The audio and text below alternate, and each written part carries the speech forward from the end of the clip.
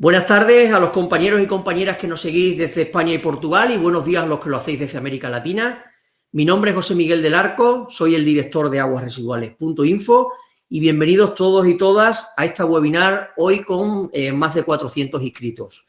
En el día de hoy hablaremos sobre el largo camino hacia la potabilización y depuración en los pequeños municipios de Andalucía y conoceremos los trámites necesarios y la concesión de subvenciones de la mano de Pablo Ruiz, consultor de proyectos de Azud, y de Joaquín Sánchez, gerente del grupo Watts.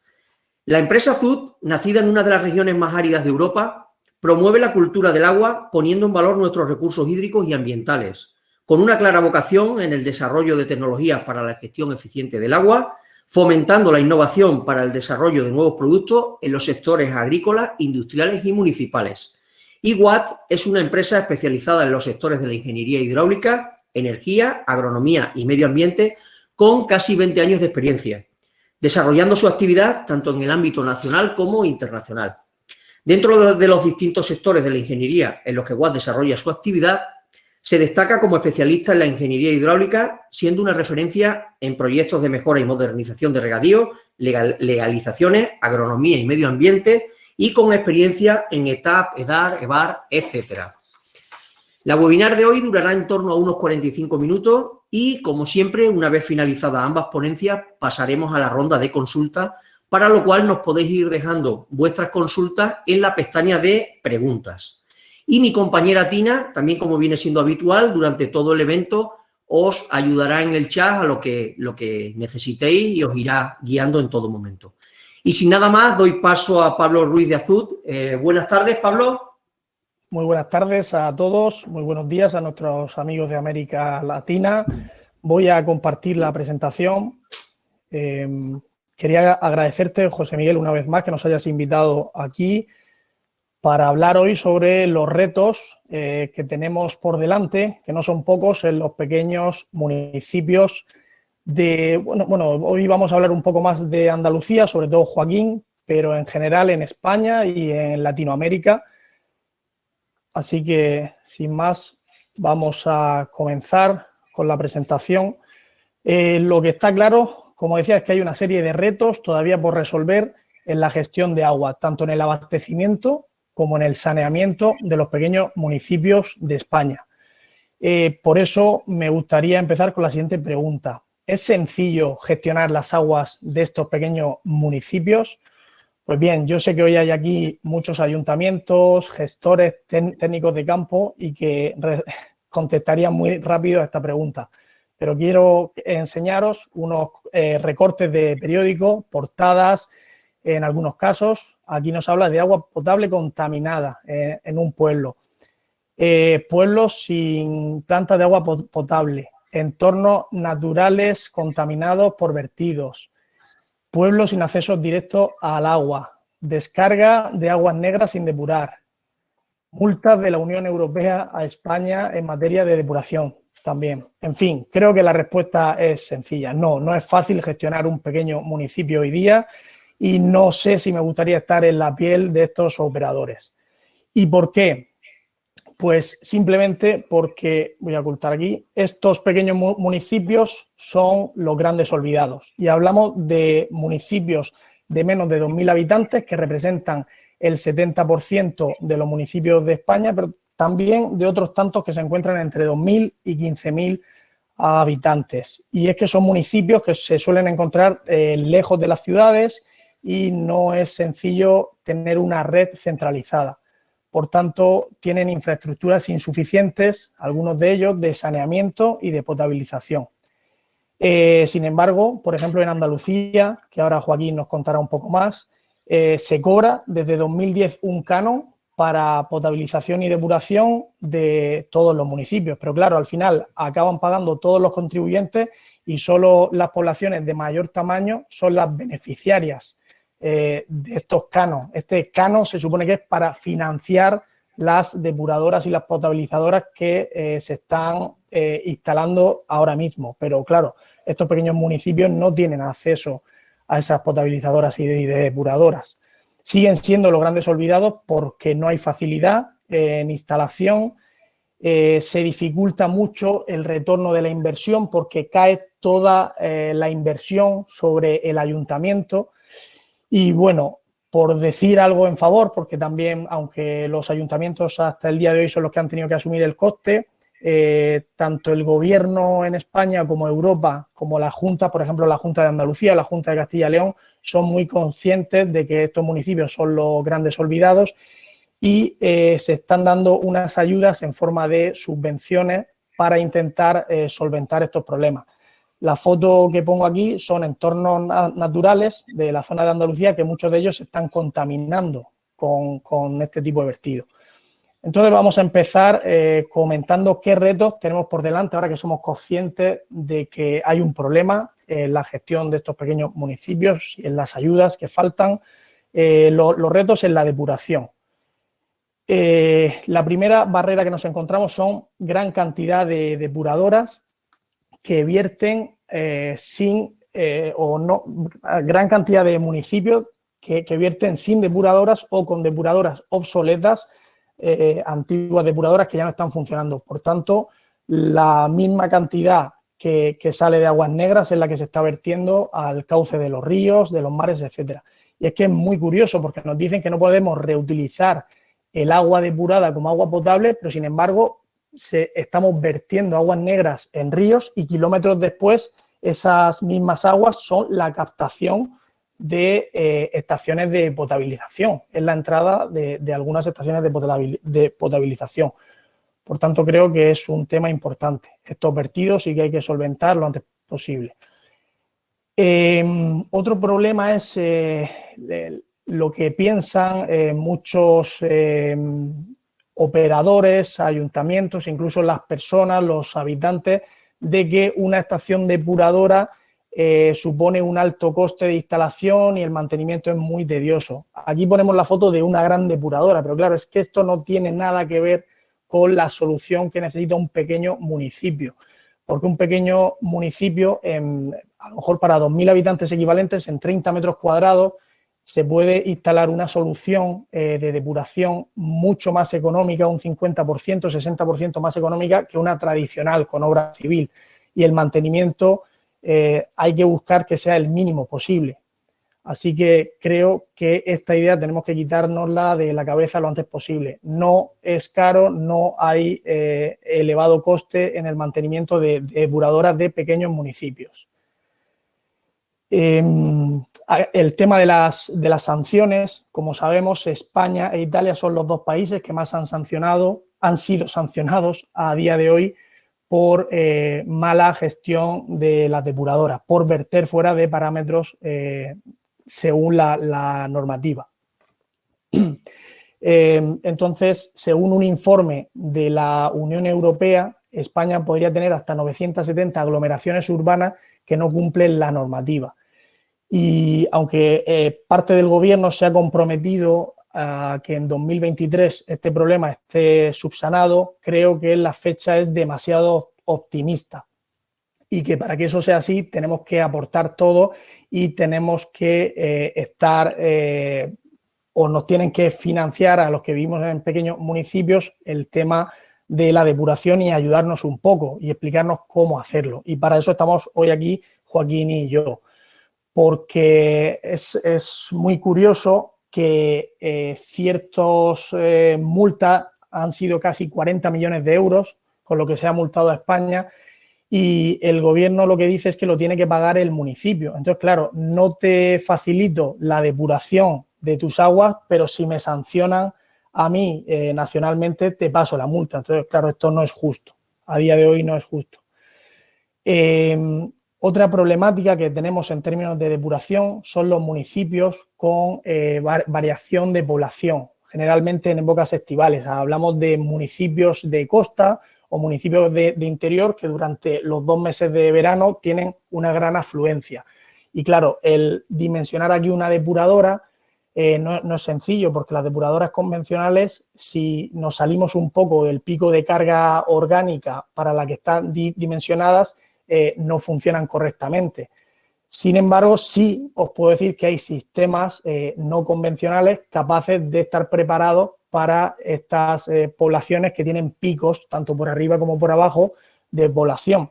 porque lo que no podemos hacer tampoco es dimensionar una depuradora de un municipio de 500 habitantes como si fuera para 3.000 habitantes, porque en verano aumenta mucho la población. Esto sería un coste de instalación muy alto. Y aprovechando que estamos hablando de la depuración, cuando me preguntan por qué depurar, está claro que la primera respuesta es, bueno, para no contaminar las masas de agua. Pero creo que hay otra respuesta muy importante, y es que si depuramos, podemos regenerar después. Y claro, la regeneración es que por un 10-15% de lo que cuesta una planta depuradora, con muy poco más podemos regenerar ese agua. Y si regeneramos ese agua, dejamos de utilizar agua potable para muchas aplicaciones, como es el riego de zonas verdes, el riego de cultivos, el baldeo de calles. Son aplicaciones que nos permiten usar agua regenerada y nos ahorran muchísimo, porque es mucho más económico el metro cúbico de agua regenerada que el metro cúbico de agua potable. Y además en España vamos a la vanguardia, y particularmente en el sureste español, en la zona de la región de Murcia donde me encuentro, y en Andalucía vamos a la vanguardia en reutilización. Tenemos un amplio conocimiento y estamos preparados para cumplir con la nueva normativa europea que ha salido hace poco a los municipios, y la que tenemos que cumplir, que por cierto dentro de un tiempo haremos otro webinar y hablaremos de esta normativa, porque nos deja partes muy interesantes y actualizaciones muy importantes respecto al Real Decreto 2007 de España. Y ahora vamos a comentar los retos de potabilización, cuál es la problemática y qué es lo que nos queda por vencer en estos pequeños municipios para lograr tener una potabilización apta y dentro de normativa. El primero de ellos es que para conseguir una potabilización fiable y segura hay tratamientos, potabilizadoras convencionales que ya después de muchos años no son capaces de tratar con los nuevos contaminantes que tienen esos pueblos. Y no hablo de contaminantes emergentes, hablo de contaminantes como nitratos, bencenos, arsénico, hierro. Hay muchas zonas que con el paso del tiempo y por la sobreexplotación de pozos o de aguas de captación de río han ido empeorando con el tiempo, y ahora la salida de esas potabilizadoras no cumplen la normativa. Por tanto, para mí es una necesidad actualizar todas esas potabilizadoras de estos pequeños municipios para que sí las cumplan.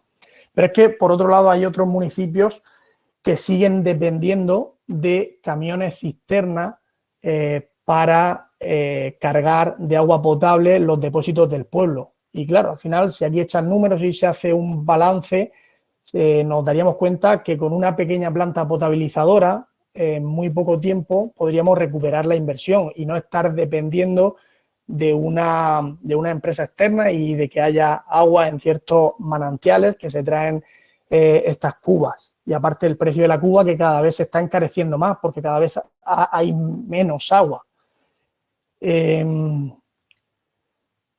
Muy importante también para una planta potabilizadora no estar expuestos a cortes en el servicio. En muchos casos, muchos pueblos, en cuanto se produce una lluvia, una época de sequía, nos empieza a salir el agua muy turbia por el grifo, porque ha habido un arrastre, y al final eso no es agua potable. Incluso nos pueden llegar a cortar el suministro durante días o semanas. Y es que cuando un pueblo depende de infraestructuras de la ciudad y solo va una sola tubería a ese pueblo, no es como dentro de la ciudad, es que hay varios anillos dentro de la ciudad, y si una tubería tiene un fallo o una pérdida, nos llega el agua por otra. En los pueblos no, hay una sola tubería, y si tenemos un problema, una obstrucción en la tubería, una rotura, hemos llegado a ver pueblos que se quedan semanas y días sin acceso al agua potable.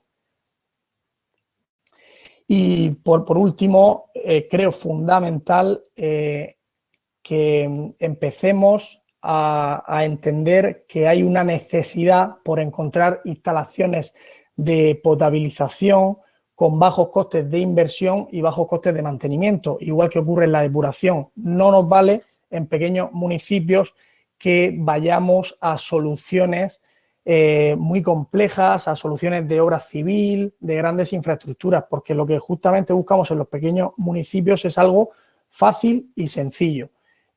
Si hay un operador de agua, ese operador con que se pase, hay que encontrar una planta y una tecnología que con que se pase un par de veces a la semana por esa planta sea más que suficiente.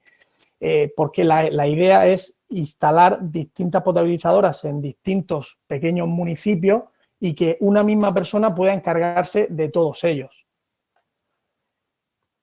Y bueno, esa es una de las razones también por las que creemos que las soluciones descentralizadas son muy importantes en estos pequeños municipios. Y ahora vamos a hablar de la propuesta que tenemos para cada uno de estos sectores: depuración, potabilización y regeneración de aguas en Azud, con la ayuda de toda la ingeniería y toda la tramitación que aporta Watts. Entonces, el primero de ellos, nuestra propuesta para depuración, son los sistemas MBBR de aguas residuales, enfocados a, como está claro, a pequeños municipios desde 400 habitantes hasta 15.000. Aquí lo que encontramos, voy a poner el láser para que se vea bien, si me deja pantalla, bueno, no sé, no lo encuentro ahora. Vale. Bueno, lo que vemos aquí en este tipo de plantas, nos llegaría el agua a un tanque de homogenización donde estarían todas las aguas negras, se bombearía a este rototamiz que hace una eliminación de partículas superiores a 2 milímetros para que no entren a la parte aerobia. Tras pasar el rototamiz entra en el reactor biológico de alta carga, donde hay unos carries que están, estos carries son unos soportes plásticos de muy pequeño tamaño, pero de gran superficie de adherencia, que lo que hacen es adherir a los microorganismos que se encargan de eliminar la materia orgánica. Entonces, esta primera cámara llena de carries empieza a albergar microorganismos y gracias al soplante que está aireando tanto esta cámara como esta cámara, se genera a través del oxígeno un ecosistema para que esos microorganismos eliminen a la materia orgánica. Esta primera cámara, que se llama de alta carga, elimina entre el 65 y el 70% de la materia orgánica, DBO, DQO. Y en la siguiente fase sería la siguiente cámara de media carga, la llamamos de media carga porque ya llega el agua semidepurada, y aquí se elimina el 30-35% restante de la materia orgánica con otros carriers que se encuentran aquí y que siguen estando oxigenados por las sooplantes. La última etapa sería este decantador lamelar que clarifica el agua. El sobrenadante es el clarificado, que puede ya ir a vertido o bien a un sistema terciario para regenerar el agua. Y la parte de abajo son los fangos generados, todos los sólidos que sacamos de la depuradora y los bombea una bomba hacia las estaciones de secado, como puede ser un espesador de fangos. ¿Cuál es la ventaja de este sistema? Pues lo primero es el consumo energético. Por eso decimos que está enfocado a estos pequeños municipios. Tiene un consumo energético menor de 0,5 kilovatios el metro cúbico. El único consumo de químico que tiene es el floculante. Este floculante podría subir el coste pues al final de 0,5 kilovatios hora al metro cúbico, que estaríamos hablando de unos 6-7 céntimos, el floculante lo subiría a 9 céntimos. Y el mantenimiento de estas plantas, como veis, no tiene ningún elemento móvil y es muy sencillo. No vamos a decir que no tienen mantenimiento, porque todas las plantas tienen su mantenimiento, pero en este tipo de sistemas es tan sencillo y tienen tan pocos elementos rotativos, no tiene equipos de bombeo, únicamente el bombeo de entrada y las soplantes, y con echar un vistazo a la planta una vez a la semana es más que suficiente, porque además intentamos que tenga un control remoto para que nos avise si hay cualquier problema. También, al tener los carriers, nos ayuda mucho a adaptarnos a aumento o descenso de población. Entonces, en épocas de verano, esta depuradora no tendría problemas en estar en un municipio que triplique o que duplique la población. Seguiría dando unos valores de salida conforme a la normativa. muy importante, no tiene obra civil y al ser un sistema cerrado en contenedor y aireado mediante soplantes, no genera olores. Por tanto, esta es nuestra propuesta para los pequeños municipios en temas de depuración. En cuanto a regeneración, acompañando a las depuradoras, hemos desarrollado un innovador sistema opcional que permite, si así lo deseamos, tratar el agua depurada y darle una calidad óptima conforme a la normativa europea. Para riego agrícola, para baldeo, lo que comentábamos antes. Incluso quizás si la depuradora está cerca de una industria se puede reutilizar ese agua dentro de la industria, porque siempre va a ser más económico regenerar el agua que consumir agua de red.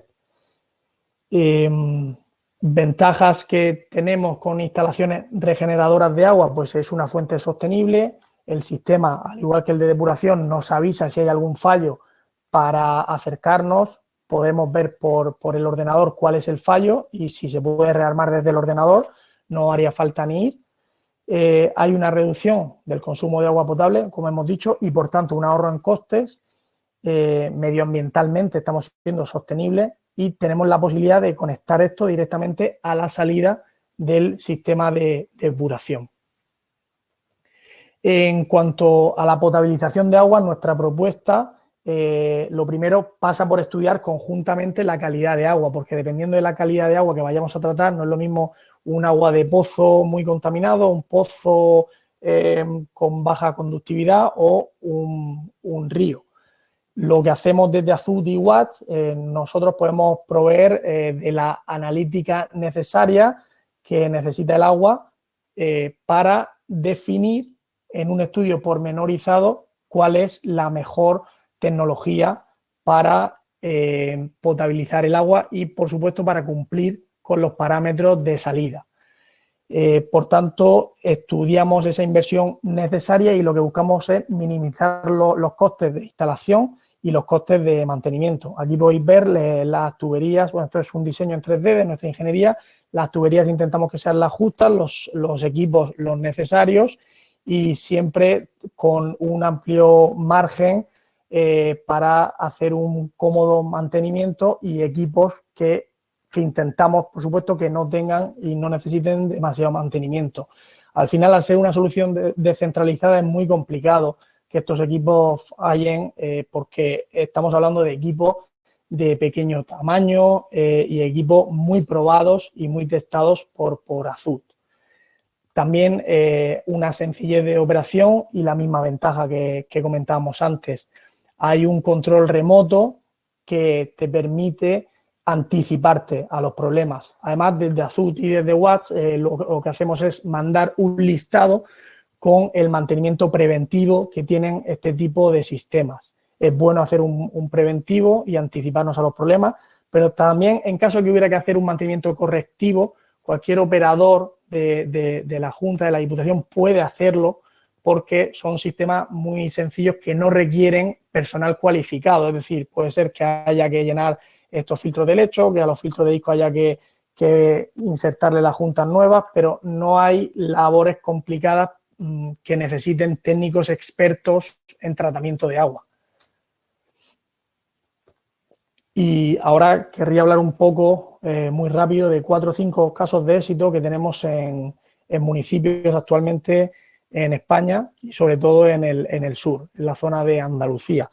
Este primero fue para el Ayuntamiento de Vallarque. El municipio no disponía de un servicio de tratamiento de aguas residuales e incumplían la normativa de vertido a cauce.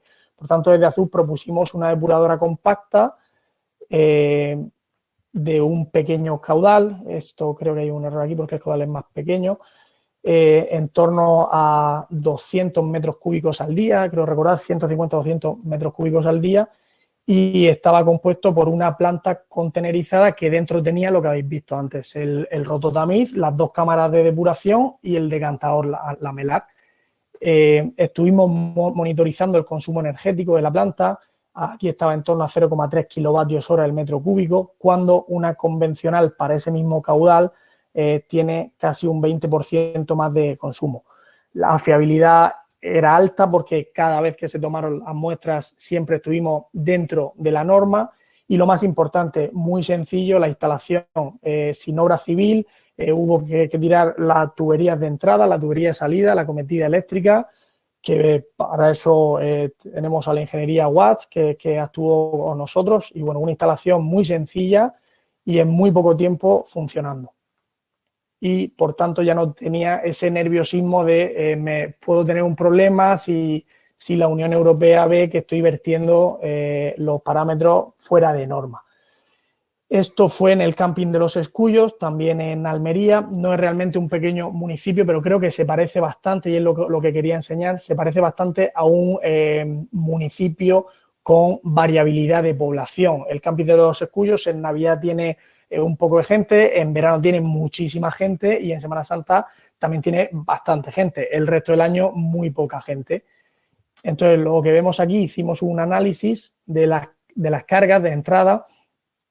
Cuando nosotros dimensionamos normalmente para 550, la ADQO, vemos cómo aquí hay épocas que aumenta muchísimo esta carga, y era principalmente los meses de verano. En julio, agosto, parte de septiembre, estas cargas aumentaban un 30%. Y si veis en la gráfica, la parte, a ver si encuentro el ratón, aquí la parte de abajo, tanto la DBO como la DQO de salida no se percataban de este aumento a la entrada. ¿Por qué? Porque el sistema está preparado para lidiar con un aumento y un descenso también de población, sin perder los microorganismos adheridos a los carriers. Por lo tanto, el sistema era más estable y había una depuración autónoma por completo. Muy, muy sencilla, apenas requería la presencia del técnico de mantenimiento del camping. Aquí tenemos un ejemplo de una estación de regeneración formado por un filtro de discos con una posterior desinfección por hipoclorito sódico. Aquí lo que hicimos fue, a la salida de una depuradora, instalar un sistema de filtración a 20 micras para eliminar los sólidos en suspensión y después dotar de una desinfección con hipoclorito sódico para eliminar toda la parte microbiológica del agua y que no hubiera ningún riesgo para el cultivo que se regaba. Lo curioso de aquí, pues que aquí veis el mapa del riesgo hídrico de España. Esto fue en Murcia, en una depuradora de Murcia, para un riego de cultivo, y la verdad que lo primero que vimos fue una disminución del coste de ese agua de riego. Era más caro el agua de riego que le entraba al regante que el agua de riego regenerada, que procedía de una depuradora. Además, se disminuyó, hubo una disminución en el vertido de agua depurada, por tanto el canon también suponía un ahorro al no pagar ese canon, y estamos ante una fuente alternativa de agua como es el agua regenerada, que creo sin duda que es el futuro y que pronto, esperemos, yo soy muy partidario de esto, estemos bebiendo agua regenerada, porque creo de verdad que mientras se cumplan los parámetros físico-químicos del agua no debe haber ningún problema y es incluso más segura que muchas de las potabilizadoras que nos encontramos hoy día. Y bueno, volviendo a la potabilización, un par de casos de potabilización. Este fue de captación de agua de río. Instalamos un sistema de filtración de discos y una ultrafiltración, seguido de una desinfección para potabilizar el agua de un río que también tenía mucha variabilidad en turbidez dependiendo de la época del año. Lo importante aquí es hacer el proyecto, llevar a cabo toda la ingeniería y todo con un estudio de inversión en el que se ve que sale rentable contar con tu propia planta de potabilización en lugar de estar sujeto a terceros. Era una solución modular, es decir, incluso con el tiempo, si en un futuro aumentara mucho la población y se necesita más agua potable, sería cuestión de instalar al lado otro rack de equipos de filtro de discos y otras membranas de ultrafiltración. Y siempre con la triple garantía, calidad de agua conforme a los estándares requeridos, que esto será en España, niveles de producción y coste de operación mínimo. Y por último, esta planta potabilizadora en Taal, un pequeñito pueblo de Almería, que ocurría lo que os he comentado antes, tenía una potabilizadora totalmente obsoleta y la contaminación que veíamos en las analíticas era radioactividad alfa, que es muy problemática, y nitratos presentes en el agua. Entonces estaban potabilizando, pero realmente no había una potabilización porque no salía dentro de norma ninguno de estos dos parámetros. Y lo que hicimos fue instalar una estación potabilizadora con ósmosis inversa para eliminar tanto esta actividad alfa como los nitratos. La gráfica podéis ver, es un dato muy curioso, que la cuenca del Guadiana, cuenca del Guadalquivir, son cuencas con una alta concentración en nitratos. Entonces, a veces pensamos que el agua está limpia porque los nitratos al final van disueltos y el agua se ve limpia y la estamos bebiendo, y realmente hay una concentración de nitratos que supone un riesgo para la salud. Así que con esta planta, pues bueno, automatizamos el sistema. Podéis ver en la foto, era un equipo muy sencillo, muy fácil de monitorizar y de llevar, y se consiguió salir dentro de la norma y que ya no fuera un riesgo para el pueblo. Y nada, ahora doy paso a Joaquín, que nos va a hablar sobre la tramitación y subvenciones en la zona de Andalucía y cómo hay que gestionar los expedientes. Muy bien. Joaquín, buenas tardes. Muy buenas tardes. Buenas tardes a todos y buenos días también en América. Muchísimas gracias, José Miguel, primero por la invitación, y a ti, Pablo, por la colaboración que tenemos en continuo, y por supuesto a todos los que nos estáis viendo. Vamos a ver. Nosotros, como WAT, nos toca hablar hoy sobre quizás la parte más ardua o más burocrática, ¿no? Que al final son las tramitaciones de todos los expedientes, para que al final esta depuradora, para que al final esta potabilizadora o la reutilización de estos vertidos se puedan efectuar, hay que realizar una serie de tramitaciones que son absolutamente necesarias. Me toca bailar con el más feo o la más fea, pero creo que es absolutamente fundamental para poder, evidentemente, poder desarrollarlo. Entonces, bien, aquí el título creo que está muy, muy bien definido, habla del largo camino. Largo camino, yo aquí hablaría de dos cosas. Largo camino porque se tarda mucho en el tiempo en desarrollar todo este tipo de tramitaciones, y después un poco lo que decía Pablo, porque son los pueblos los olvidados, ¿no?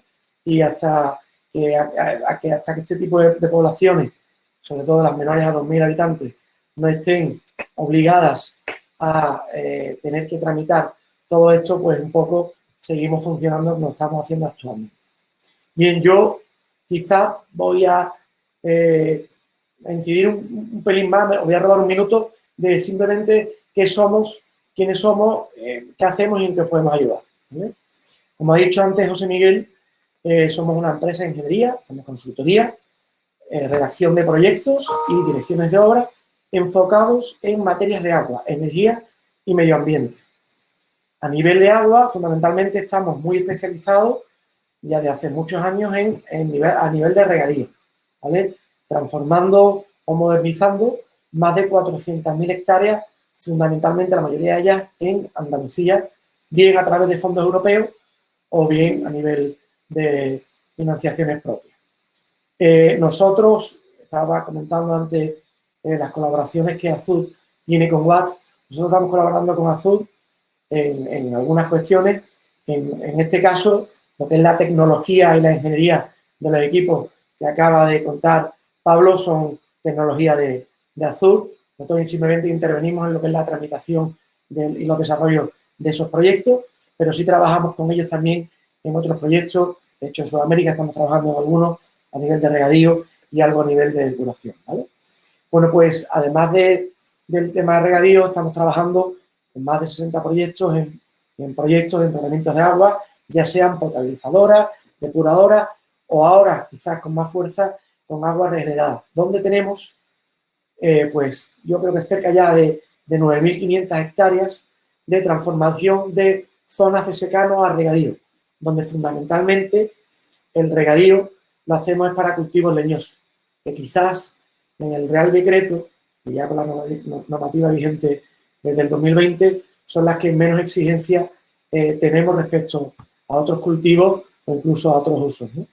Y bien, y todo este tipo de proyectos, pues al final genera una serie de tramitaciones que hay que realizar bien a nivel estatal o bien a nivel autonómico. En el caso que está expuesto en la presentación, hemos puesto Confederación Hidrográfica del Guadalquivir, pero podría ser otra confederación, o bien a través de la Junta de Andalucía.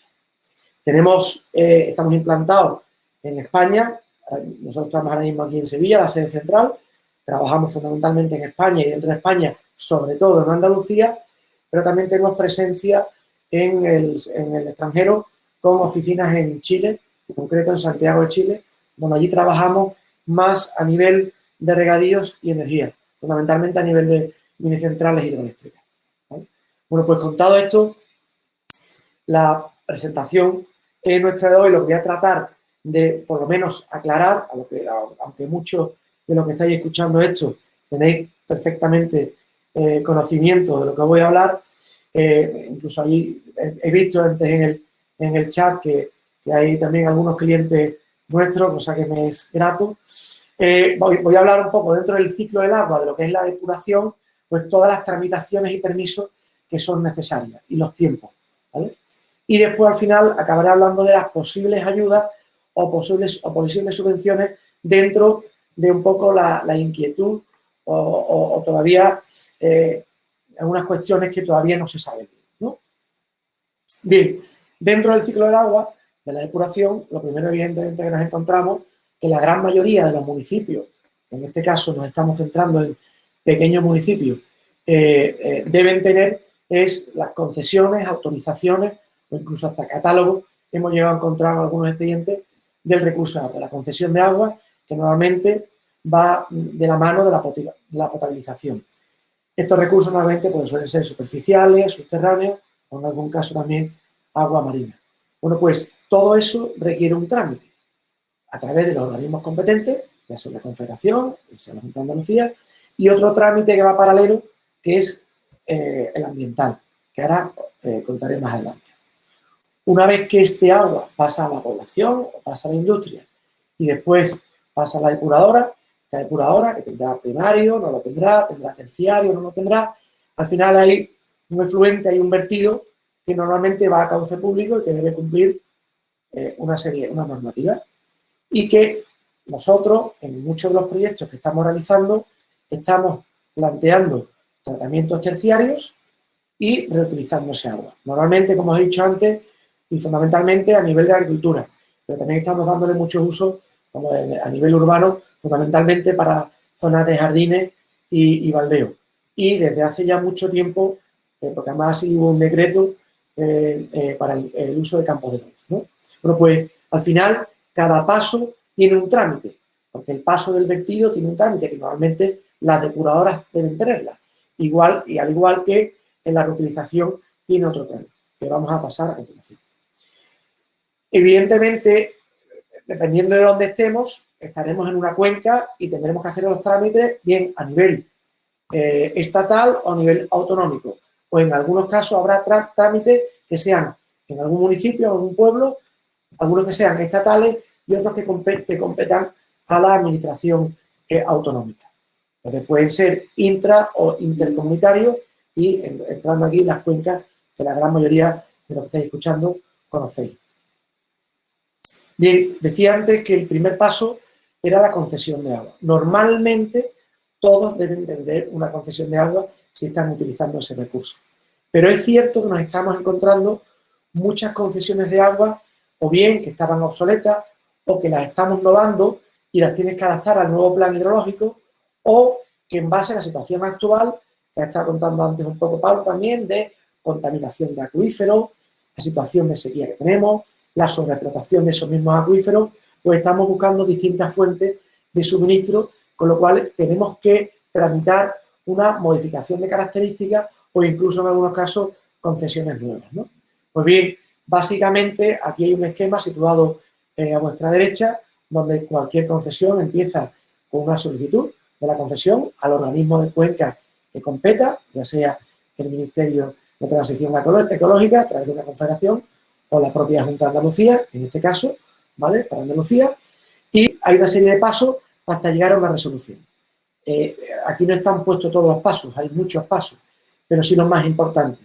Y el más importante de una concesión, como casi todos sabéis, es el informe favorable, en su caso, de la Oficina de Planificación Hidrológica, que prácticamente es el 95%, me atrevería a decir, de la resolución de una concesión, quitando las distintas cuestiones ambientales que pudieran pasar. Pues bien, este trámite, el ayuntamiento, la entidad que no lo tenga, tiene que saber que tiene un plazo legal, que hablamos de 18 meses, que podría minorarse, pero que la realidad, y depende mucho de qué tipo de la administración, es que normalmente la media estamos hablando de unos 24 meses. Hemos tenido casos de 4, 5, 6 años y casos que se han dado menos.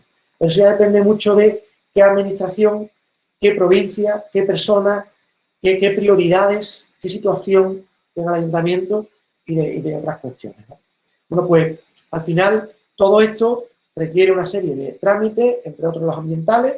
El plazo estimado va según el tipo de instrumento que te exijan, que ahora lo haré, y una vez obtenida esa concesión, tendremos que, por supuesto, disponer de la licencia de obra, en caso necesario, aprobación de esas obras y tener la pertinente aprobación de industria de la Junta de Andalucía a nivel de instalación electromecánica y eléctrica. Y todo esto requiere una serie de documentación a la que estamos acostumbrados y que también tramitamos. De hecho, entre otras, con Azul hemos gestionado algunas a nivel de memoria descriptiva, proyectos, definiendo toda la infraestructura, dependiendo de qué tipología de proyecto tenemos. Estamos hablando de concesiones, ahora pasamos del vertido a cauce público, que normalmente una depuradora debe tenerlo. ¿Qué nos hemos encontrado en la realidad, en el día a día? Pues casos como, por ejemplo, una depuradora y en Andalucía, una depuradora importante, que se remodeló parte de la depuradora y que al remodelarse se tenía que acoger a la vigencia del plan hidrológico actual. Cuando nosotros entregamos la documentación, resulta que nos exigían, bueno, pues que aquello estaba en zona inundable, incluso en zona de flujo preferente, y hubo que gestionar una serie de actuaciones para que la depuradora, que llevaba 40 años funcionando, 40 años no, pero pues voy a llevar cerca de 20 funcionando, que estaba obsoleta, pudiera continuar allí, ¿no? Entonces, al final, estas cosas son cuestiones que bueno, una depuradora en los pequeños municipios normalmente no te vas a encontrar porque no suele haber nada, pero que sí nos podemos encontrar en depuradoras que estamos remodelando, que estamos modernizando, ¿no? Y al final, todo eso tiene también una tramitación muy parecida a la de concesiones, sin el informe pertinente de la Oficina de Planificación Hidrológica, porque ya así está aprobado por ellos, y que tiene un plazo también muy parecido, hablamos de unos 18 meses. Normalmente aquí, este tipo de vertidos, siempre que se cumpla, se suele dar con un poquito de anterioridad, con menor tiempo al de las concesiones, y al final requiere una cosa similar a el expediente de concesiones que os estaba comentando antes. Como lo tenéis aquí en la diapositiva y podéis hacer uso de eso, pues no me extiendo más, ¿no? Y por último, y para nosotros quizás más importante, todo el tema de reutilización de aguas residuales, que actualmente, bueno, pues están en auge, que nosotros estamos tramitando muchas, de hecho, como comentaba antes, cerca de 9.500 hectáreas, pero que en los últimos 4 años prácticamente hemos puesto unas 6.500 hectáreas de secano a regadío en base a los 20 famosos hectómetros cúbicos que la Confederación Hidrográfica del Guadalquivir dispuso a través del plan hidrológico en el año 2017 y que, bueno, pues con el esfuerzo y presentación de nuestros proyectos conseguimos pues prácticamente el 60% de los proyectos a través de concurrencia competitiva y estamos todavía trabajando en ello. Y en este caso, aunque el plazo estimado, según la normativa vigente, son 12 meses, pues nosotros llevamos prácticamente 4 y todavía no hemos acabado. Pero porque aquí se ha mezclado la concurrencia competitiva con un expediente de concesión administrativa normal y al uso. Con lo cual, esto es una cosa un poco distinta y por eso los tiempos están en el aire, ¿no? Y bueno, pues aquí te pedían exactamente igual, un proyecto de la infraestructura, caracterización y, por supuesto, en este caso, como había regadío y eran más de 10 hectáreas por solicitud de concesión, pues una autorización ambiental unificada. Respecto a la tramitación ambiental, en base al decreto ley, que hubo una medida para reducir las trabas administrativas, a pesar de eso, bueno, pues tiene unos tiempos, requiere unos tiempos importantes y que en función de los habitantes equivalentes de los espacios naturales que pudiera ocupar, pues está sometido a un instrumento, que puede ser autorización ambiental unificada, una calificación ambiental o una calificación ambiental mediante una declaración responsable. Una autorización ambiental unificada normalmente debe estar el plazo medio en 12 meses. Las hay que hemos conseguido 6, 7, 8 meses y las hay que, bueno, por circunstancias, nos vamos a 16, 17 y 18 meses.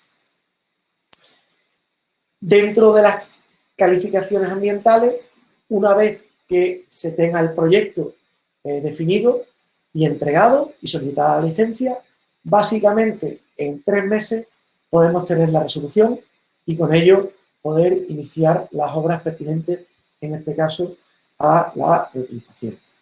Sin embargo, siendo una calificación ambiental de declaración responsable, prácticamente es una burocracia relativamente sencilla que de manera inminente se puede obtener. Bueno, simplemente indicar que yo creo que esto es sabido por todo, pero bueno, que al final la autorización de vertido, que en función del tipo de cauce al que vierta, las zonas costeras, aguas dulces o del estuario, la sensibilidad que haya, zonas sensibles, menos sensibles, normales y tal, y en función de los habitantes equivalentes, pues están los parámetros de autorización de vertido a nivel del DQO, del DBO, sobre suspensión y otros parámetros en función de la zona que debemos cumplir y sobre todo pensando después en la reutilización, que sería la siguiente diapositiva, donde simplemente recordar que se trata también de una concesión administrativa, como una concesión normal del uso de agua, que es importante que sepamos que tienen preferencia todos los titulares de autorización de vertido, que normalmente son los ayuntamientos o empresas gestoras de los vertidos, va a ser un EMASESA, un Alafesa, un Proaxa o cualquier otra, y que en función del uso de reutilización, pueden ser urbanos, agrícolas, industriales, recreativos o ambientales, pues se hacen unos requerimientos en función a los parámetros que todos conocemos, de COLI, de sólido en suspensión, de nematodo y otros parámetros. Y que normalmente nosotros nos regimos por el Real Decreto 1620-2007, pero que ahora estamos empezando, que de hecho mañana creo recordar que hay una webinar también muy interesante aquí, donde nos van a hablar de la normativa 2020, ¿no? Y bueno, simplemente incidir que en el tema de campos de golf, donde también estamos muy acostumbrados a la reutilización y hemos hecho diversos proyectos, pues según el decreto 43-2008, pues los campos de golf deberán ser regados por agua regenerada, aunque, no obstante, pudieran tener fuentes de otro tipo de recursos. Y bueno, ya hablando de tramitaciones, si alguno evidentemente quiere profundizar, lo podemos hacer bien el día de hoy o por privado o cualquier otro día. Para todo esto, para poder animar en base a lo que contaba Pablo, ¿no? Que hablaban del horizonte 2023, que será o no será todavía, aunque después también tenemos que pensar en la posibilidad de regeneración, que eso crea después un valor futuro en la comarca, además de, bueno, pues la parte ambiental, social y económica que pueda generar eso pues tenemos que pensar que hoy en día parece ser que va a haber posibilidades de ayuda y subvenciones en las distintas administraciones. Yo no traigo nada en concreto y además creo que aquí en el chat también seguro que alguien podrá de alguna diputación, de consejería, incluso del ministerio, si quiere profundizar algo más. No traigo nada en concreto porque todavía no hay nada totalmente definido. Es cierto, estamos hablando los famosos fondos Next Generation, donde, bueno, sabemos que hay unos fondos, que hay un primer presupuesto, que hablan que para recursos hídricos hablaban de los 1.047 millones de euros, bueno, que a todos nos parecían poco, que había otros planes de resiliencia a través del Ministerio, de la SEIASA, en este caso para regadío, los fondos también que le van a aplicar de Next Generation a la administración de la consejería, también a las diputaciones. Por eso todavía estamos viendo cómo se van a suministrar, en qué tipo de proyectos, cómo se van a licitar y cómo se van a gestionar. Pero independientemente de eso, por ejemplo, las diputaciones provinciales ya le están enviando a los distintos ayuntamientos una guía para la realización de proyectos, que estos perfectamente encajarían aquí, ¿vale? Para posibles ayudas con fondos europeos y con fondos propios, con financiación de la propia diputación. Independientemente de esto, la propia diputación tiene otro tipo de ayuda, que es el Plan Contigo, que probablemente algún ayuntamiento ya estará en marcha con ellos, que tienen 300 millones de euros y que, bueno, cabe la posibilidad de meter algún proyecto de esta tipología. ¿Cuál es la realidad? Para este tipo de proyectos, y sobre todo ya hablo ya en diputación, hay que presentar proyectos que técnica y económicamente sean viables, evidentemente, y es importante presentar un plan y un presupuesto de mantenimiento. Independientemente de que este tipo de plantas pequeñas, que no son las tradicionales, tengan unos costes mucho menores, los siguen teniendo. Y para las diputaciones es una partida importante para poder financiar o incluso ayudar a fondo perdido con esta tipología de proyectos.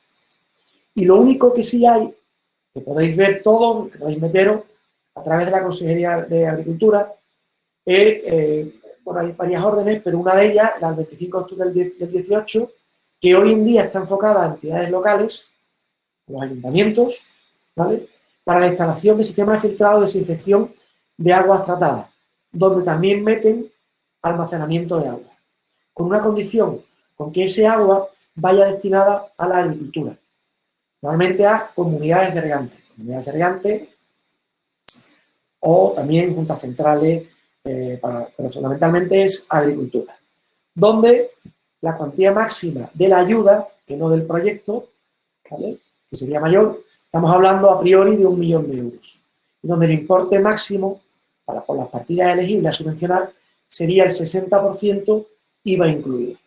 Y los conceptos subvencionables hablaríamos de la propia obra, del proyecto y dirección, que en este caso sería hasta el 2%, e incluso hablábamos de la partida de toda la parte de legislación y burocracia, que también sería la asesoría legal, que también sería elegible. Pues bien, con todo esto también le van a hablarle, le van a exigir un convenio que tiene que tener el usuario que no es titular del vertido, pues con el titular del vertido. Aunque normalmente, si este tipo de ayuda va encaminada a comunidades de regantes que tienen que tener en marcha o concedida una concesión, ya la propia administración le habrá exigido en el momento procedimental que corresponda un convenio con el titular del vertido, con lo cual sería un poco pedirle lo mismo que le ha pedido en este caso una confederación o la propia Junta de Andalucía. Y después un par de apuntes simplemente respecto al tema que ha comentado Pablo a nivel de potabilización y depuración del tema de los cánones, ¿vale? Hoy en día lo que nos estamos encontrando a nivel, no por supuesto de potabilización y depuración, que existen los cánones y se cobran y los ayuntamientos pagan, ¿vale? Pero sí a nivel de reutilización, hoy en día, tocamos madera, que sigue así, por ahora no se están cobrando cánones para la reutilización en el sector de la agricultura. Y bueno, no sabemos cómo va a acabar, pero por ahora esto es así, porque en cuenta que al final la agricultura, dependiendo de qué tipo de agricultura. No hablo ya de la agricultura de Murcia, que es otro tipo de agricultura, la de los cultivos leñosos, de un olivar tradicional, donde le estemos dando una ayuda de 1.500 metros cúbicos por hectárea. No se puede permitir pues aumentar mucho los costes, porque entonces el proyecto sería inviable. Entonces yo creo que por ahí quizás nos estamos escapando. Y bueno, en fin, como decía, me ha tocado la parte administrativa. Todo lo que necesitéis que os pueda ayudar, pues aquí estoy a vuestra disposición. Además, os dispongo allí de la dirección o a través de la plataforma con José Miguel. Cualquier tipo de consulta podéis hacerla. Así que muchísimas gracias. Estupendo, pues muchas gracias, Joaquín, muchas gracias, Pablo, y vamos a dar paso a la ronda de preguntas, que hay bastante, ¿de acuerdo? De acuerdo. Empezamos con Juan José Salas, el médico del agua, que nos dice que en vuestro largo camino hacia la depuración de los pequeños municipios de Andalucía, ¿cuáles son las principales dificultades u obstáculos que habéis encontrado en este camino? Bueno, si quieres empiezo respondiendo yo, Joaquín, en nuestra parte de depuración, y después yo creo que tu respuesta puede ser muy interesante porque lo tuyo va más por el tema de tramitaciones y legalización. Yo le puedo contestar, además he hablado con Juan José alguna vez. Yo creo que lo más duro que me he encontrado ha sido cuando había dinero e intentamos cambiar de tecnología, explicando por qué, con pruebas ya realizadas y demás. La frase de es que siempre lo hemos hecho así. La frase desde arriba que decía es que nosotros hemos trabajado así siempre y vamos a seguir con este modo de trabajar. Entonces, un poco a la respuesta de Juan José, pues el no querer innovar, yo creo que es la parte más complicada que me he encontrado. Aparte, por supuesto, el tema de financiación, que siempre ha sido muy lento. Ha sido muy lento y no ha existido apenas. Joaquín. Yo siempre añado que al final este tipo de municipios, sabemos la situación en la que se encuentran nuevamente a nivel de economía y es complicado sin haber algún tipo de ayuda poder acometer esto. Salvo, y si nos ha pasado en alguno, que haya un tercero, un interesado, realmente en el caso que os puedo contar, agricultores que en función a la rentabilidad que tenga su proyecto esté dispuesto prácticamente a asumir el coste total de este tipo de proyectos y al final, sobre todo, dependiendo del uso que le vayas a dar, cuando hablas, por ejemplo, de cultivos leñosos, donde las exigencias son menores, pues al final son rentables, dependiendo evidentemente del volumen de agua que se acoja y, por supuesto, con los trámites pasados, ¿no? Claro. Mira, Juan Guerrero Huiza, que ha sido jefe de planta, además lo conozco personalmente, le mando un saludo, nos dice que muchas empresas y organizaciones, para ahorrar costes y optimizar recursos, gestionan estas pequeñas instalaciones en grupo, que en ocasiones son muy numerosos y con poco personal, lo que hace que este personal no pueda prestar toda la atención debida. ¿Cómo creéis que se puede solucionar este problema cuando se gestionan en grupo? Sí, contesto yo. Porque sí, claro. Sí hace más alusión al final a las, entiendo, depuradoras y potabilizadoras. Sí. Lo he comentado antes. Lo que se busca al final es ahorrar costes, y una manera de ahorrar costes es que un solo operador se pueda hacer cargo de varias a la vez. Pero eso también hay veces que puede ser muy complicado. ¿Cómo intentamos hacerlo a través de la tecnología? Pues con control remoto o con algún tipo de control que en el momento que falle la planta te llegue la alarma para por lo menos tener ahí un preventivo y no echar los viajes a la planta sin sentido, y sobre todo con una instalación que deje la parte del mantenimiento lo más sencillo posible, que solo con la planificación del preventivo y haciendo un correcto preventivo puedas llevar a cabo la operativa y el mantenimiento de todas esas plantas. Por tanto, para mí es clave el preventivo en esas instalaciones y que sean sencillas, que sean que no tengan mucho lío. Continuamos también con preguntas técnicas. Pablo, nos dice Ignacio Díez que las plantas depuradoras MBBR contenerizadas pueden trabajar alimentadas mediante paneles solares. Sí. Vuestras plantas en concreto. Sí, tanto los MBBR como las plantas potabilizadoras tienen la opción de trabajar con módulos solares. ¿Por qué? Porque hay veces que muchos de estos municipios no tienen, incluso, no tanto en España, pero sí en otros países, sí nos ocurre más en Latinoamérica, pero no tienen acceso a la electricidad a las 24 horas del día. Entonces es muy interesante disponer de placas solares, o incluso de grupos electrógenos. Sí, ok. Íñigo Las Heras nos dice que en la tecnología MBBR de Azud, la diferencia de los carriers de la cámara de alta carga con el de media carga es la diferencia en la superficie específica. No, los carriers son los mismos en la cámara de alta carga que en la de media carga. Lo que ocurre es que en la cámara de media carga, como el agua ya viene previamente depurada, hay incluso el mismo número de carriers que en la cámara de alta, pero el rendimiento es más bajo, es de, como decíamos, de un 30-35%, porque viene de un rendimiento previo del 60-65%. Pero son los mismos carriers y misma superficie específica. De acuerdo. Gerardo Rodríguez nos dice que para poblaciones con población variable, típico de zonas turísticas, ¿no se podrían instalar dos plantas más pequeñas, una para todo el año y otra para los picos de consumo en lugar de una grande? ¿Qué os parece esta propuesta?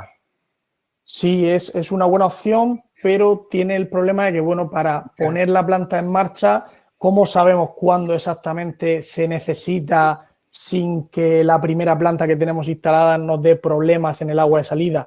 Y aparte, me parece más interesante al final crear una planta pequeña o un poquito más grande que la que estamos hablando aquí de pequeña, a lo mejor un 10% más, y que sea capaz de funcionar con ese pico y con ese aumento de población. Va a ser siempre más económico en cuanto a instalación una planta intermedia que dos pequeñas. Claro. Juan José Salas nos vuelve a preguntar de nuevo qué características tienen los lodos en exceso generados en los MBBR y cómo los gestionáis en las pequeñas aglomeraciones urbanas, en vuestro caso. Vale. El tema de los lodos, que la verdad que en este webinar no hemos comentado nada. Veía por aquí un comentario que es que no se generan lodos, la verdad que me ha hecho bastante gracia. Pues no, los lodos la verdad que se generan, y en este tipo de población, de municipios es tan poca la cantidad que, claro, ahí sí que cuesta mucho rentabilizar la planta. Ya estamos consiguiendo que se rentabilice la planta depuradora, conseguir un retorno de la inversión de una pequeña planta de lodos es inviable. Por tanto, aquí lo que se suele hacer es se envía a un espesador, para tener más o menos una salida de lodos cada mes, mes y medio. Viene el gestor autorizado y se lleva esos lodos a una planta más grande. También otra opción sería la unión entre varios municipios, y sí que si hay varias depuradoras, que debería haberlas en cada uno de esos municipios, pues que se llevaran todos a una planta común. Raquel Sabater nos comenta que si algún elemento en la instalación de potabilización garantiza la protección de zeolita y osmosis ante altas cargas de sólido para evitar la colmatación y exceso de limpiezas.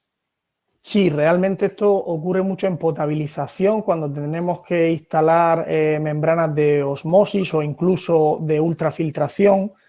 Lo que buscamos es protegerlas lo máximo posible para que justamente ese mantenimiento sea muy bajo. Entonces, ahí aplicamos filtración de discos cuando hay alta carga de sólido. De hecho, lo habéis podido ver en la presentación, como la planta potabilizadora tiene una parte que, si consideramos que los sólidos son muy altos, instalamos este sistema de filtración de discos muy económico, y por muy poco más, por un 5% del CAPEX, somos capaces de proteger las membranas. Pedro María Polo nos comenta que qué soluciones proponéis para los rechazos de las osmosis inversas, nitratos y sulfatos, ¿y dónde prevéis poner los tanques de laminación? ¿En origen o en destino? Sí, esa pregunta es muy interesante. Cuando hablamos de potabilización y hay, lógicamente, un concentrado de la ósmosis inversa, esto puede tener una cantidad de nitratos y de sulfatos que hay que estudiar. Eso, además, lo vemos, y Joaquín también está al tanto de eso, y lo que hacemos es estudiar qué es lo que se necesita en cada caso. ¿Por qué? Porque hay unas zonas de Andalucía, o incluso si la salinidad de agua de entrada es muy baja, quizá ese concentrado todavía te cumple para verter en ciertas partes. Después hay otras veces que ciertas comunidades hacen un colector común para descarga y se puede descargar ahí. En otros proyectos se necesita un sistema de evaporación para crear un ciclo cerrado. Entonces son muchas las posibilidades, pero necesitaríamos tener clara la concentración de cada uno de los iones para dar la mejor solución. Joaquín Aguilar nos comentaba también, Pablo, dice, veo que os ocupáis mucho de la línea de agua, al margen de lo que tú decías del tema de fango. Dice, veo que os ocupáis mucho de la línea de agua, pero ¿qué pasa con los lodos? No veo ninguna línea de lodos, espesamiento, deshidratación y estabilización de materia orgánica para poderla aplicar. ¿Nos puedes hablar un poquito más? Sí, realmente, un poco como lo que comentábamos antes. Al final se genera una cantidad muy baja de lodo. Lo que hacemos es deshidratarlo lo máximo posible en un espesador de fangos y después puedes pasar a una centrífuga, a un prensa. Habría otra opción que sería enviar los lodos a un humedal, pero claro, son opciones, no el humedal, pero las otras son opciones con un alto consumo de energía, mucho más alto que la propia depuradora. Entonces, lo que estamos haciendo hasta ahora es tener los lodos en el tanque de fangos y cada mes y medio se recoge, lo recoge un gestor de residuos y los lleva a una planta para hacer estos tratamientos que nombraba. Perfecto. Mira, Juan Guerrero nos dice que con qué frecuencia se recomienda realizar el control analítico de las plantas para garantizar su correcto funcionamiento y en las instalaciones que en la actualidad están funcionando, ¿quién las realiza? ¿Personal de los municipios, de las diputaciones o personal de la empresa? Aquí en esta, ¿la quieres responder tú? Tienes que activar el micro, Joaquín. Sí, perdón. Vamos a ver, yo puedo hablar de las que tenemos. Entonces, las que tenemos sí, nosotros, Andalucía. Porque aquí hay dos. Una, las que habéis instalado vosotros a nivel de ayuntamiento, que es el propio ayuntamiento quien tiene, normalmente no tienen recursos para sacarlos fuera, y el propio ayuntamiento quien está gestionándolo, y porque son plantas relativamente con poca necesidad de capacidad técnica, y después a nivel de los usuarios que están haciendo a nivel de agricultura, hay un convenio entre el ayuntamiento y el usuario es el que se obliga a tratar y a controlar aquello. ¿Qué hace el usuario normalmente? Contrata a una empresa especialista en esto que tiene un coste pues, mensual, trimestral. ¿Verdad? Y bueno, hay unas recomendaciones en el Real Decreto a nivel de controles analíticos, recomendaciones y exigencias.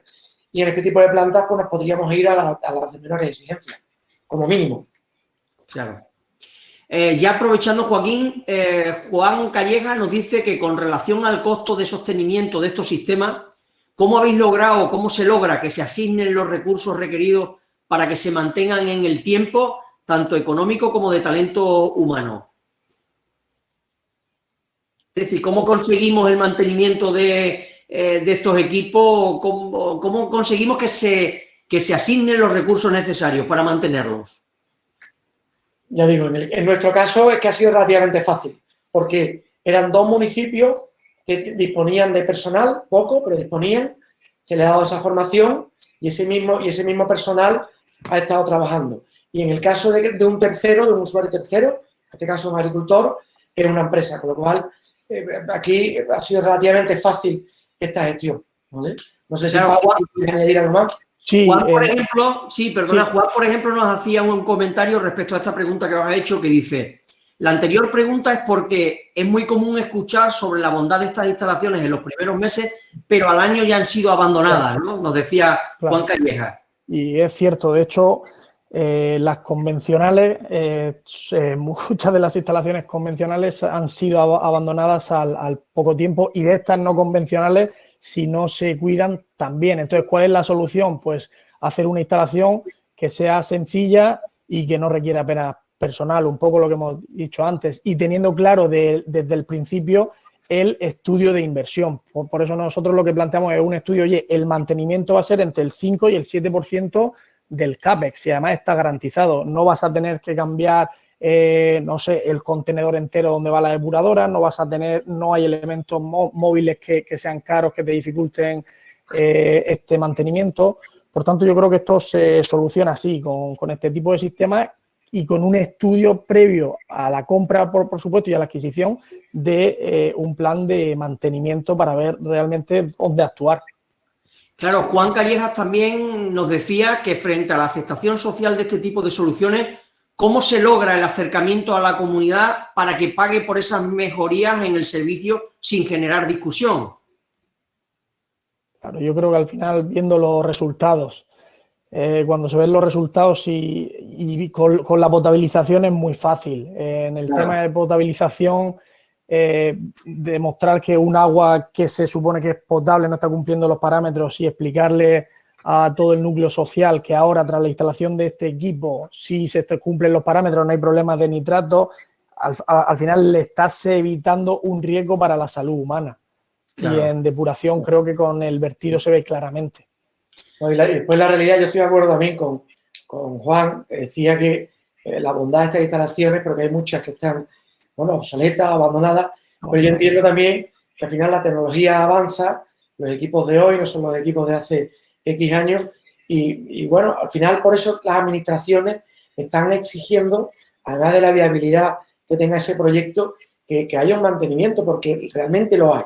Independientemente que sea, evidentemente, muchísimo menor al de una planta tradicional, claro que hay un mantenimiento, aquello tiene una vida útil, aquello tiene un coste energético, aquello hay una serie de controles, pero bueno, eso ya, para este tipo de municipios tan pequeños, lo más sensato es, o bien, si tienen personal, formarlo, que no es complicado, o sacarlo, esterilizarlo fuera con una empresa que tampoco tiene coste. Mira, María de los Ángeles nos pregunta que qué control se hace sobre la dosificación de hipoclorito de sodio en cuanto al cloro libre y residual que va al medio. ¿Se hace algún tipo de control? Sí, en los sistemas de depuración ahora mismo se puede dosificar hipoclorito o no, porque la exigencia microbiológica no está muy definida. Por tanto, cuando sí se dosifica hipoclorito, se hace un control exhaustivo a través de dos parámetros. O el cloro libre, que sería el más seguro y es el que nosotros siempre planteamos, es decir, estar en continuo midiendo el cloro libre a la salida, que sea inferior a 1,5 para no dañar el medio. Y la otra opción, mediante una sonda redox, es otro método algo más económico, pero bueno, también es bastante fiable. Y a través del valor redox, si aumenta demasiado, pues se le mandaría una señal a la bomba para que deje de dosificar. Mira, José de Jesús Gujardo nos dice que si tenéis algún contacto para hacer financiamiento o arrendamiento de los equipos en México, Pablo. Sí, José, nosotros en México tenemos una filial, Azud México, así que puedes ponerte en contacto con nosotros y te pasamos las opciones, porque bueno, México va al final con otro tipo de financiación, pero bueno, que conocemos bastante bien el país y sabemos por dónde se puede entrar. Perfecto. Joan Alós nos dice que cuando hablamos de población o tránsito de personas inferiores a 500, ¿existe una planta MBBR que se adapte a ese volumen de personas? Él dice pensando en zonas comerciales.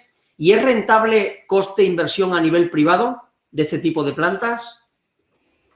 Sí, existen plantas, vienen en contenedor de 10 pies, es muy pequeñita y en esos 10 pies, que son 3,3 metros, tenemos el lamelar, la cámara de baja y la cámara de alta, y llegamos a un mínimo de 75, 80 habitantes equivalentes. Lógicamente, la rentabilidad a menor habitante equivalente es menor rentabilidad y es más complicado, pero es que hay algunos casos que se necesita y no hay otra opción.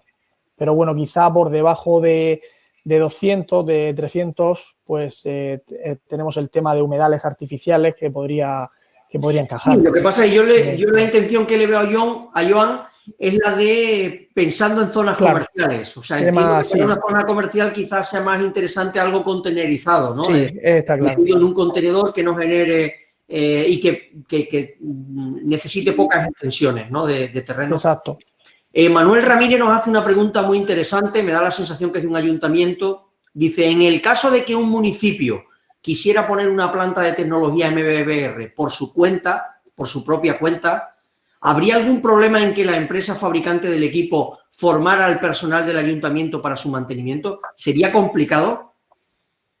No, no, de hecho veníamos diciendo en la formación que hacemos la planta para que pueda mantenerla cualquiera, y si encima se le da una formación y además se la damos nosotros en los 3-4 puntos más complicados que pueda tener, pues la verdad que sería más que suficiente. Carlos Chirino nos dice que la otra opción manejable es usar lecho de secado para complementar los equipos MBBR. ¿Qué opinas, Pablo? Me refiero a para pequeñas poblaciones. Sí, mientras haya espacio es una buena opción, un lecho de secado, lo que hablamos antes, un humedal. Al final hay que ir por opciones que no generen un coste extra. Entonces, si hay espacio, pues unas eras de secado, porque la otra opción, que es la que os comentaba, es que lo recoja un gestor de residuos, y para eso tenemos que tener un buen almacenaje, un buen espesador, que tampoco aumenta demasiado los costes de instalación. Entonces, pues cualquiera de las 2-3 opciones que hemos comentado también. Podrían ser válidas, ¿no? Sí, también he oído por ahí tema de filtros verdes, creo que había alguna pregunta de filtros verdes. La tenía al final y ya aprovechamos para contestarla. Nos preguntaba si era viable la instalación de filtros verdes en poblaciones menores de 2.000 habitantes. Entiendo que sí, ¿no? Que es obvio. Sí, bueno, nosotros bueno, yo particularmente de donde vengo he visto bastante tema de filtros verdes y funcionan bien, pero bueno, tienen el problema de que son menos eficientes, necesitas también que la entrada no esté muy contaminada. Sin embargo, en el sistema MBBR, aunque tengas una alta carga, sabes que te va a funcionar bien.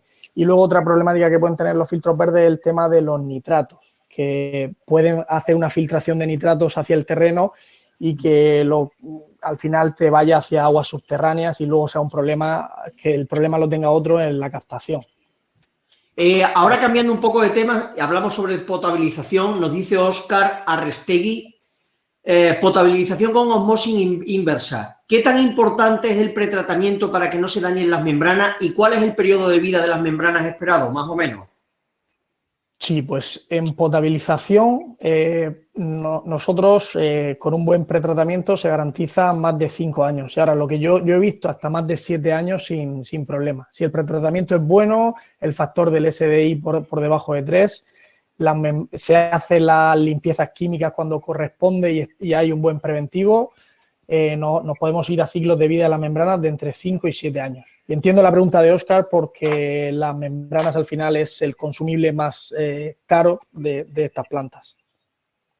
Mira, Manuel Ramírez nos dice que estas plantas para pequeños municipios, ¿qué garantías tienen? ¿Estas plantas podemos trasladarlas a otro sitio? ¿Se podrían reutilizar en un momento dado? Claro, es una de las gran ventajas que no he podido comentar en la presentación, pero al final es una planta que va dentro de un contenedor, la depurada, y la potabilizadora va en un esquito, incluso puede ir contenerizada. Entonces es una instalación plug and play, que se llama, es decir, que conectamos la tubería de salida, la de entrada, la de desagüe y la cometida eléctrica. Tú estas 4 cosas las desconectas y la planta te la puedes llevar a otra instalación.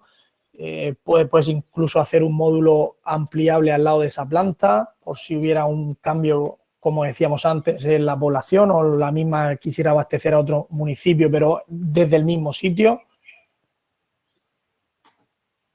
Perfecto. Dame un segundo. Sí, Elbert González nos dice, Pablo, que existen indicadores para medir el nivel de eficiencia y capacidad de tratamiento tanto de agua potable como de aguas residuales. De ser afirmativos, ¿cuáles serían? ¿Sobre qué parámetros se pueden calcular? Pues sí, existen indicadores, yo entiendo, a través de los parámetros físico-químicos del agua.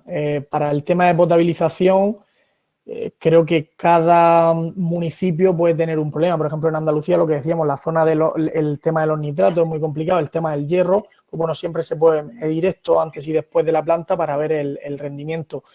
Y en potabilización, medidores de DBO, DQO, que en el momento que no cumpla, antes de que tengamos que llevar la muestra al laboratorio, pues que salte una alarma y que nos diga, oye, no está cumpliendo. Lógicamente eso ya encarece bastante las instalaciones y creo que para instalaciones compactas no tiene mucho sentido. Ahora una pregunta para Joaquín.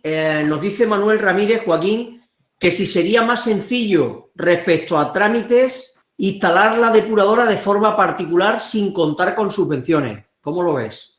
Pues mira, a nivel general sí, ¿vale? Lo que habría que ver es qué trámites tienen hecho y en qué estado se encuentran. Si tuvieran prácticamente hecho casi todo, por supuesto, que sería mucho más sencillo. Simplemente el hándicap ahí es el coste. Porque dependiendo de qué tipo de subvención, por ejemplo, estamos hablando de depuración, ¿no? Si hablamos de terciario, por ejemplo, pues te tienes que esperar a que salga la orden, a que cumpla, a que haya una concurrencia competitiva. Y cuando pase todo eso, a licitarla públicamente en función al pliego de condiciones que corresponda. A que no salirte del proyecto porque entonces son gastos no elegibles y puedes incluso hasta tener la posibilidad de perder la subvención. Entonces, evidentemente sí, al final la subvención es para aquellos proyectos que no tengan otra probabilidad de posibilidad, ¿no? O porque el tiempo te diga que no. Pero en general sí, hay que mirar cada caso, ¿vale? Perfecto. Bueno, pues ya prácticamente estamos finalizando. No sé si entra alguna pregunta más. Sí, Manuel Ramírez nos vuelve a preguntar que si se podría pedir más tarde el dinero. Es decir, haríamos la depuradora ahora y pedir el dinero después, entiendo que con carácter retroactivo, ¿no? Eso, yo creo que eso nos gustaría a todos, pero lo veo complicado. Por lo menos con las líneas que hay hoy en día. Mira, Esther María Rueda nos dice que cómo pueden los ayuntamientos colaborar a nivel técnico a la hora de los nuevos proyectos de EDAR y de qué manera para que ese mantenimiento y funcionamiento del que habláis sea óptimo a la hora de ejecutar y que sea la idónea para la población. Es decir, ¿cómo pueden los ayuntamientos colaborar a nivel técnico a la hora de los nuevos proyectos de EDAR? Si hay alguna alternativa. Bueno, vamos a ver, es que la verdad que no entiendo muy bien la pregunta a nivel técnico. Yo entiendo que ella lo que quiere decir es cómo pueden los ayuntamientos colaborar con su personal propio a la hora de los proyectos de EDAR para que una vez que después se haga la depuradora, pues que el mantenimiento y el funcionamiento de la misma sea el idóneo. Claro, la involucración. Entiendo que lo que pregunta es cómo se puede involucrar en el proyecto el ayuntamiento para que después no se le vaya... Para que no se abandone. Claro, exactamente. Si al final estamos hablando de ayuntamientos, de pequeños municipios, ¿cómo pueden ayudar? Es que es todo, porque es que hay que ir de la mano con ellos. Lo que se vaya a realizar es de la mano con el ayuntamiento. El proyecto lo encarga el ayuntamiento, lo cual al final tú te sientas con el personal del ayuntamiento.